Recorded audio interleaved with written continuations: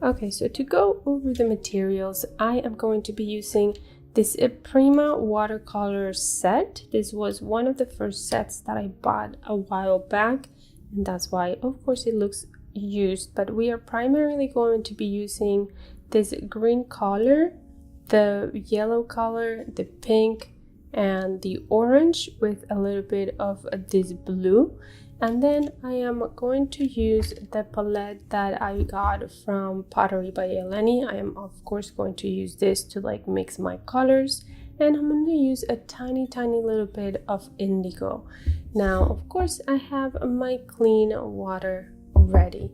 As for brushes, I am going to primarily be using a silver black velvet number 12. This is, I believe it's half natural bristles and half synthetic. I might use this one as well because I need a smaller one for the details. Now these are the paintings that I painted this weekend and I wanted to recreate for a tutorial in today's video. So I started with this one and then I moved on to a larger paper. So we're going to do a series of a couple of mountains and then the sky, and then add a few extra little details. It is going to be very easy and simple. So let's go ahead and get started. So I like to get my mixes ready from the beginning. So just a little bit of this and a little bit of that to create a beautiful green. So basically a little bit of green and a little bit of yellow, because I want to keep my green a little bit on the limey kind of side, like a lime, beautiful bright green. So I think this will be good enough.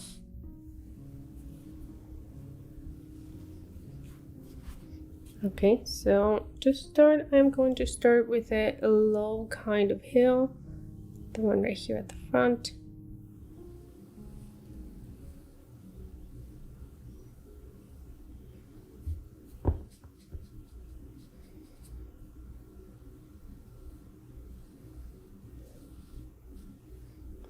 Oopsies.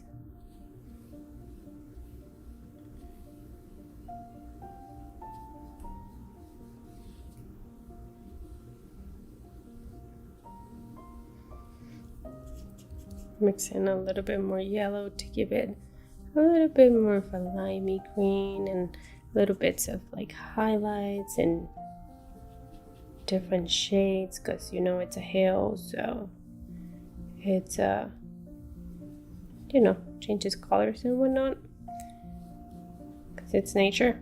All right, so this is at the first hill. Now what I like to do is, now don't try to wait until this dries. What I like to do is to just go very lightly, like very close to the second hill, and just leave a tiny little bit of a white, and that is okay. We can go back later into it. And now for this, I am going to add a tiny little bit of indigo to make my hill a little bit darker. So the farther away, the darker the hill. So I'm just gonna go about right here, about right there, and I'm gonna get very close to this line.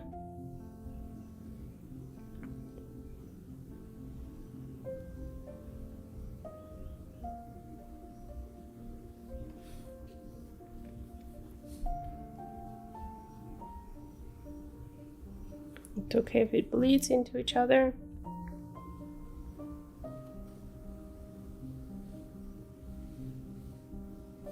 Beautiful. So that is my second hill. I'm gonna add a little bit more paint here and there.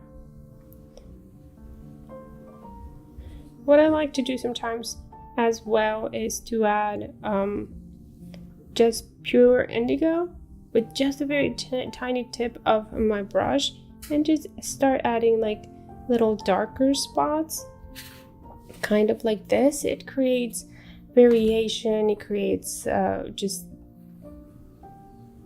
movement in the texture of the mountain.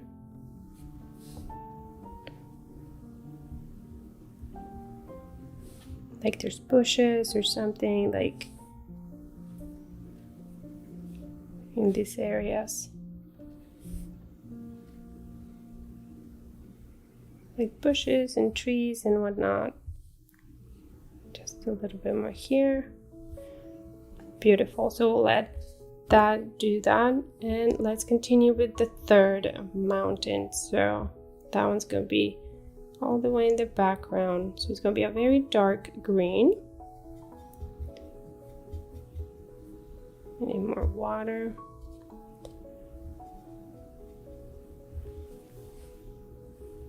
All right, so this one is going to be somewhere up here. It's going to be a taller one, and just drag it down. Beautiful.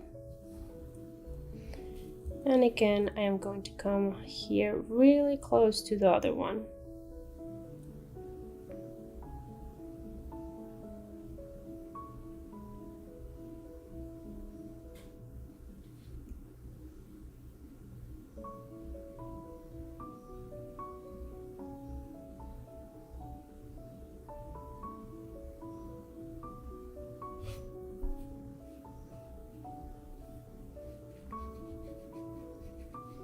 Beautiful. Now I'm going to add a little bit more of very dark indigo here at the bottom to create that kind of shadow that we need at the bottom of this mountain.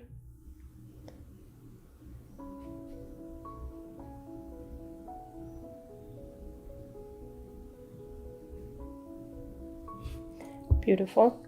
Now here I'm going to continue adding some more of my dark indigo to create the illusion that there are bushes and maybe some pathways.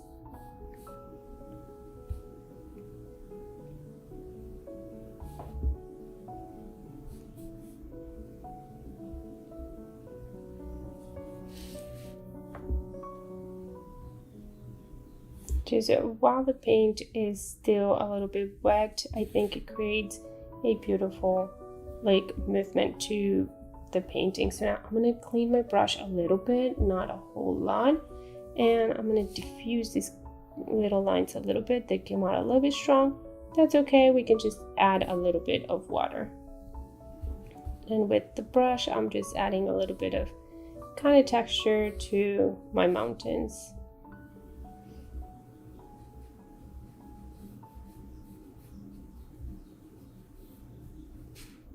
Beautiful. Now we'll move on to the sky. Now for the sky color, I completely clean my brush, and I am going to be using this pink and this orange and a tiny little bit of this purple. So pink, orange, and purple will create my beautiful sunset sky. So I'm going to start with the pink, just grabbing it from the pan, and just gonna start with my strokes.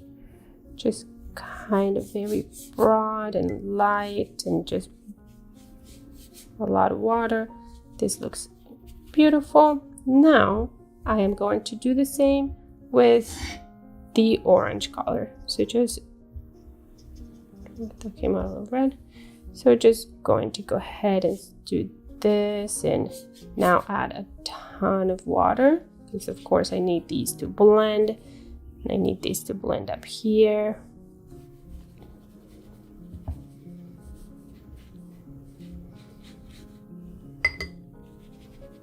So I still want it to be a little bit light and airy. So I don't want my colors to be super, super intense, but intense enough that it's still very gorgeous and beautiful. So beautiful. Like that. Now, I am going to be adding a tiny little bit of purple at the bottom of my sunset. So I'm going to go ahead and grab my purple with a very, very light kind of touch. I'm going to go very close again to my mountain.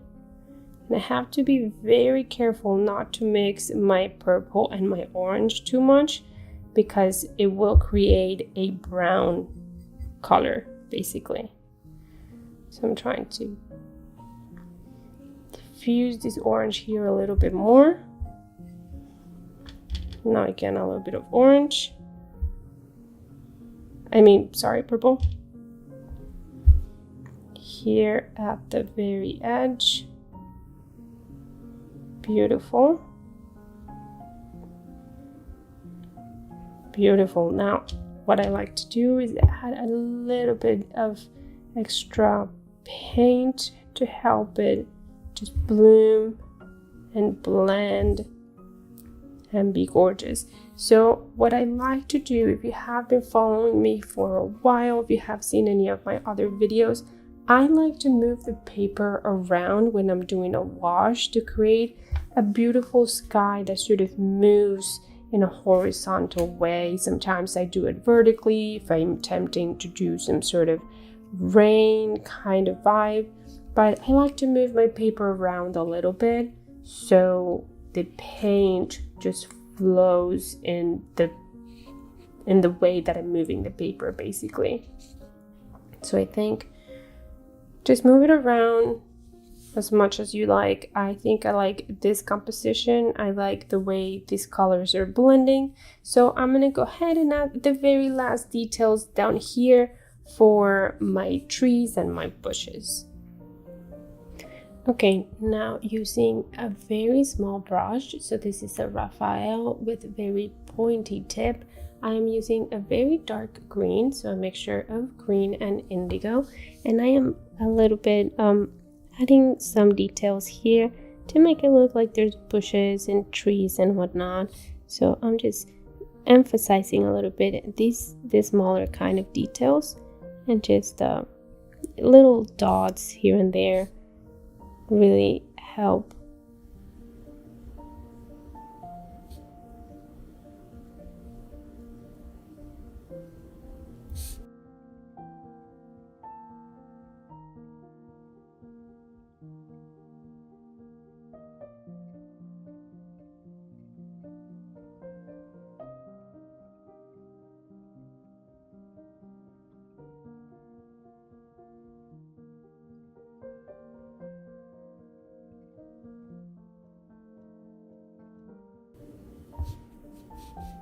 This helps me add a little bit of texture to my mountain as well. So this is basically called a wet on dry technique.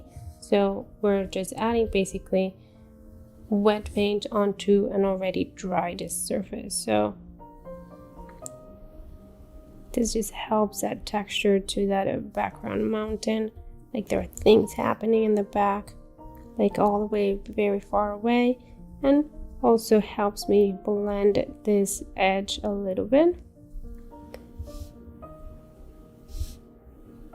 Beautiful. And then this helps me separate these two mountains as well.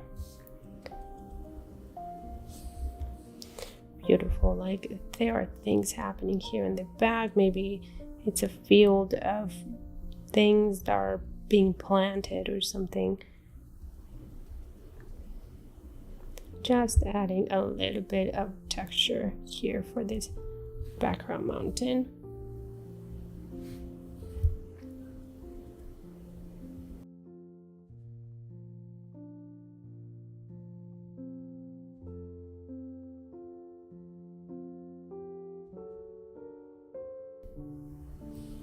Beautiful. I think this is it. Alright, I really hope you guys enjoyed the super quick tutorial. It really was a couple of steps. First you do the mountains a little bit darker in the background, then you do the sky in 3 easy motions, then you just add the details, and that is all. I really hope you guys enjoyed it, but let me know in the comments if you have any questions about the techniques or the materials. I am here to help. Alright, I'll see you guys on the next one. Bye.